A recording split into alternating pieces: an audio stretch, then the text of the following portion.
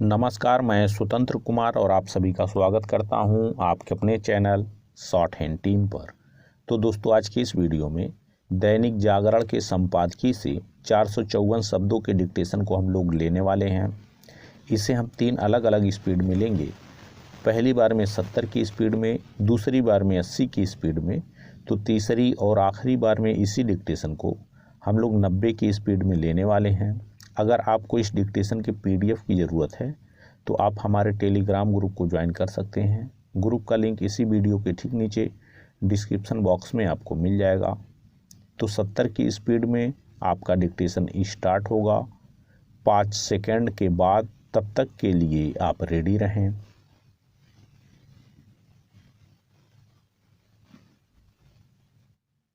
Start.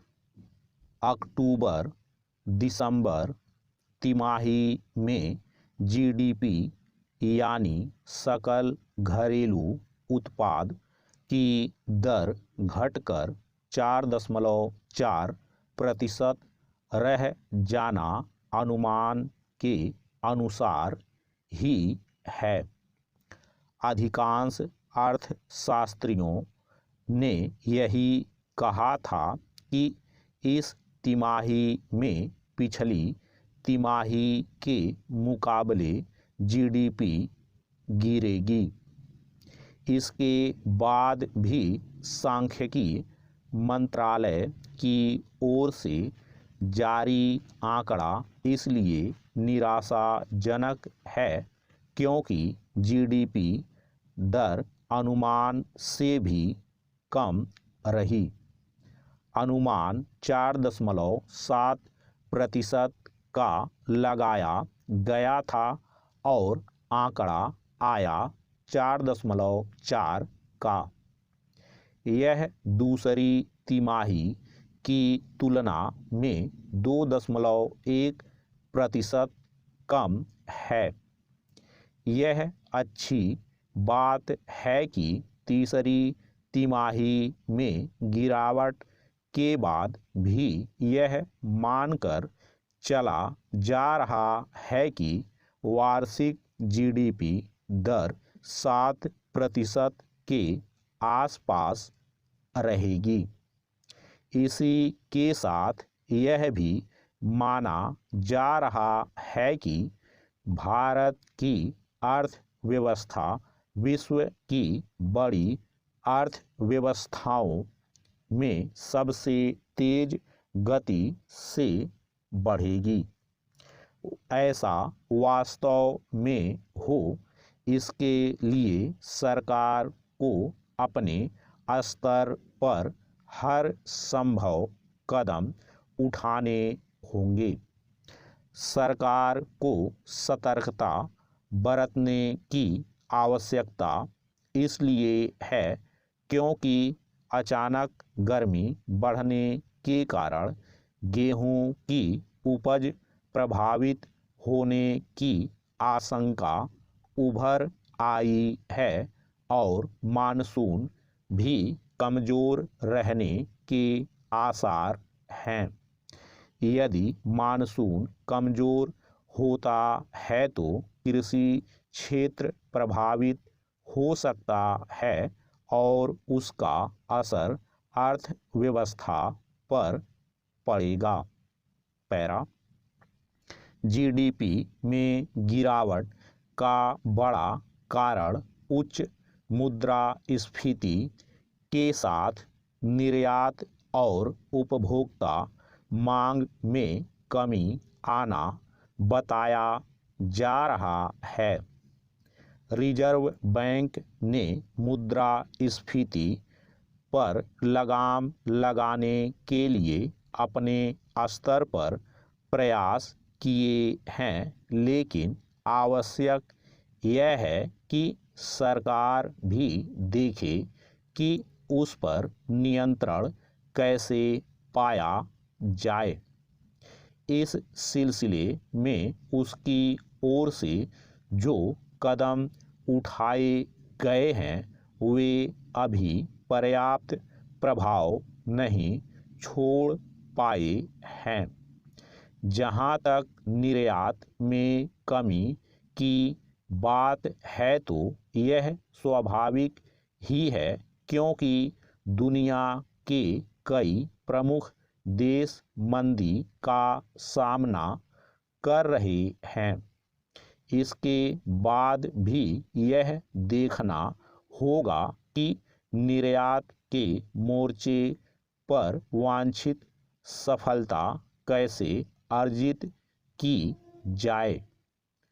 अब जब विश्व के प्रमुख देश सप्लाई चेन के मामले में चीन के भरोसे नहीं रहना चाहते, तब फिर भारत को इसका लाभ उठाना चाहिए। इस अवसर को भुनाने में सफलता तब मिलेगी जब भारतीय उद्योग जगत चीन के दबदबे का सामना करने के लिए कमर कसेगा। सरकार उद्योग जगत को प्रोत्साहित ही कर सकती है, जैसे कि वह उत्पादन से जुड़ी प्रोत्साहन योजना के जरिए कर रही है, लेकिन विश्व बाजार में स्थान बनाने का काम तो उद्योगपतियों को ही करना होगा।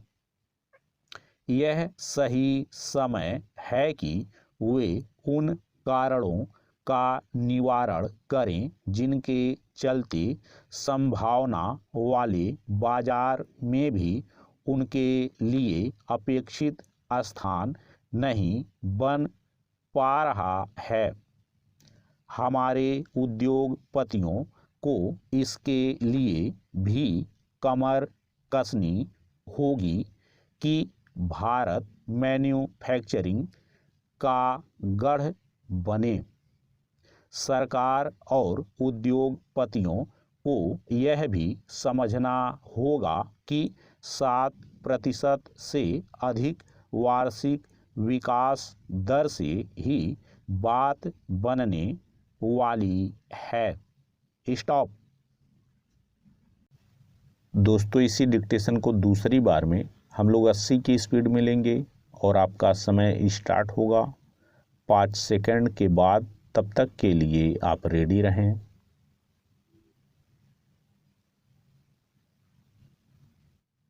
स्टार्ट। अक्टूबर दिसंबर तिमाही में जीडीपी यानी सकल घरेलू उत्पाद की दर घटकर 4.4% रह जाना अनुमान के अनुसार ही है।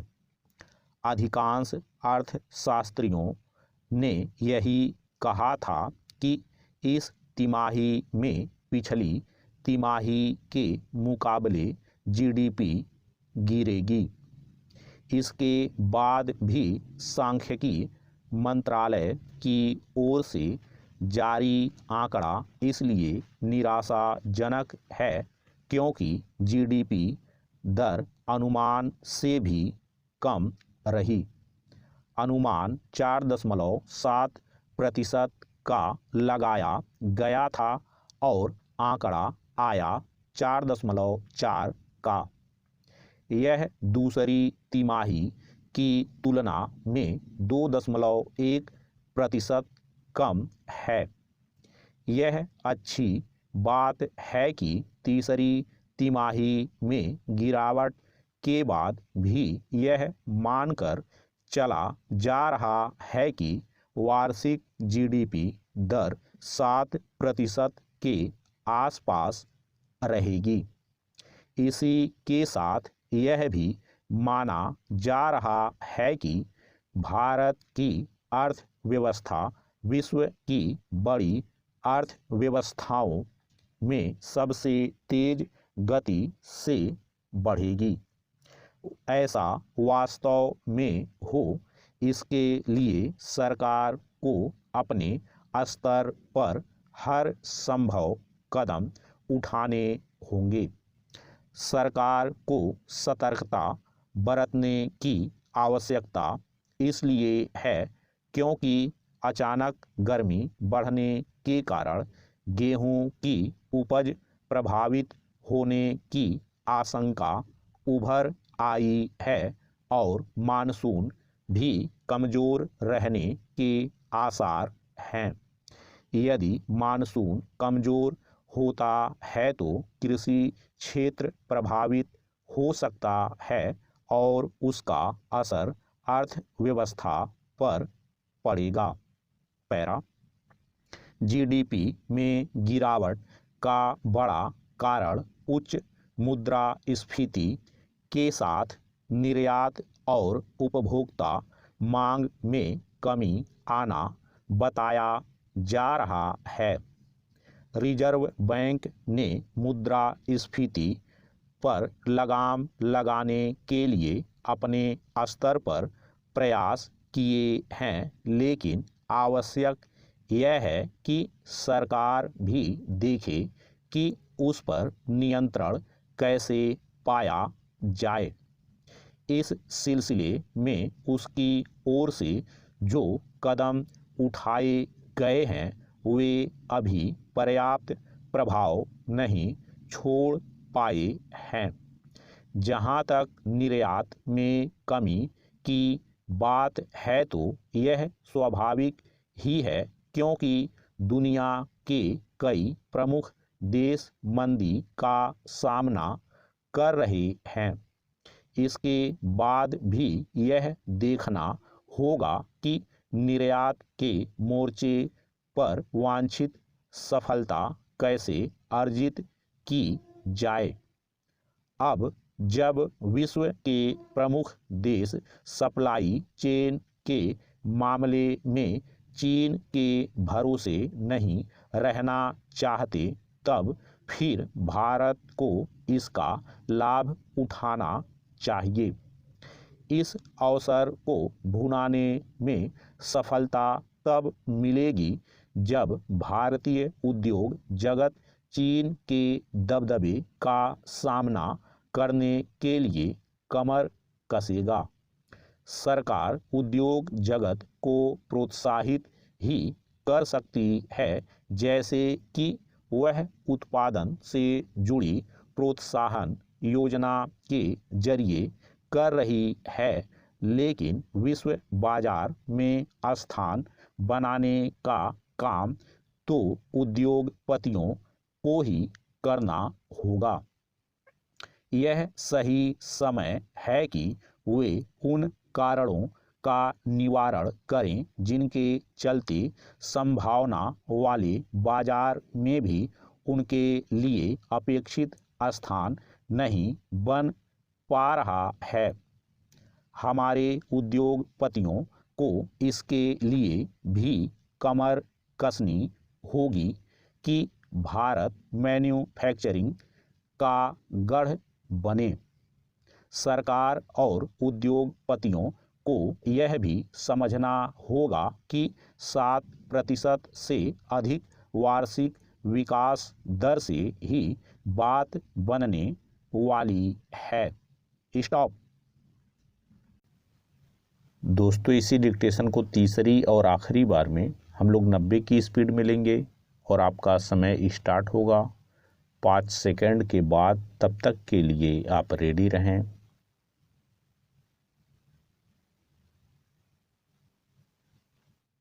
स्टार्ट। अक्टूबर दिसंबर तिमाही में जीडीपी यानी सकल घरेलू उत्पाद की दर घटकर 4.4% रह जाना अनुमान के अनुसार ही है। अधिकांश अर्थशास्त्रियों ने यही कहा था कि इस तिमाही में पिछली तिमाही के मुकाबले जीडीपी गिरेगी।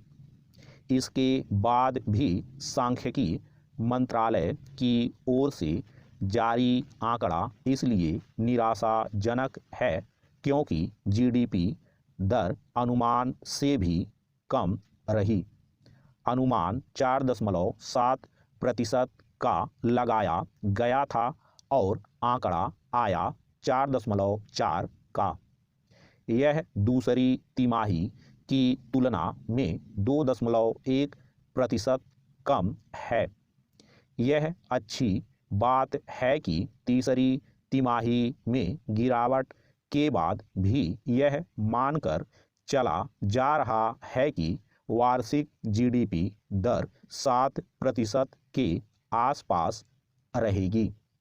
इसी के साथ यह भी माना जा रहा है कि भारत की अर्थव्यवस्था विश्व की बड़ी अर्थव्यवस्थाओं में सबसे तेज गति से बढ़ेगी। ऐसा वास्तव में हो, इसके लिए सरकार को अपने स्तर पर हर संभव कदम उठाने होंगे। सरकार को सतर्कता बरतने की आवश्यकता इसलिए है क्योंकि अचानक गर्मी बढ़ने के कारण गेहूं की उपज प्रभावित होने की आशंका उभर आई है और मानसून भी कमज़ोर रहने के आसार हैं। यदि मानसून कमज़ोर होता है तो कृषि क्षेत्र प्रभावित हो सकता है और उसका असर अर्थव्यवस्था पर पड़ेगा। पैरा जीडीपी में गिरावट का बड़ा कारण उच्च मुद्रास्फीति के साथ निर्यात और उपभोक्ता मांग में कमी आना बताया जा रहा है। रिजर्व बैंक ने मुद्रास्फीति पर लगाम लगाने के लिए अपने स्तर पर प्रयास किए हैं, लेकिन आवश्यक यह है कि सरकार भी देखे कि उस पर नियंत्रण कैसे पाया जाए। इस सिलसिले में उसकी ओर से जो कदम उठाए गए हैं वे अभी पर्याप्त प्रभाव नहीं छोड़ पाए हैं। जहां तक निर्यात में कमी की बात है तो यह स्वाभाविक ही है क्योंकि दुनिया के कई प्रमुख देश मंदी का सामना कर रहे हैं। इसके बाद भी यह देखना होगा कि निर्यात के मोर्चे पर वांछित सफलता कैसे अर्जित की जाए। अब जब विश्व के प्रमुख देश सप्लाई चेन के मामले में चीन के भरोसे नहीं रहना चाहते, तब फिर भारत को इसका लाभ उठाना चाहिए। इस अवसर को भुनाने में सफलता तब मिलेगी जब भारतीय उद्योग जगत चीन के दबदबे का सामना करने के लिए कमर कसेगा। सरकार उद्योग जगत को प्रोत्साहित ही कर सकती है, जैसे कि वह उत्पादन से जुड़ी प्रोत्साहन योजना के जरिए कर रही है, लेकिन विश्व बाजार में स्थान बनाने का काम तो उद्योगपतियों को ही करना होगा। यह सही समय है कि वे उन कारणों का निवारण करें जिनके चलते संभावना वाले बाजार में भी उनके लिए अपेक्षित स्थान नहीं बन पा रहा है। हमारे उद्योगपतियों को इसके लिए भी कमर कसनी होगी कि भारत मैन्युफैक्चरिंग का गढ़ बने। सरकार और उद्योगपतियों को यह भी समझना होगा कि 7% से अधिक वार्षिक विकास दर से ही बात बनने वाली है। स्टॉप।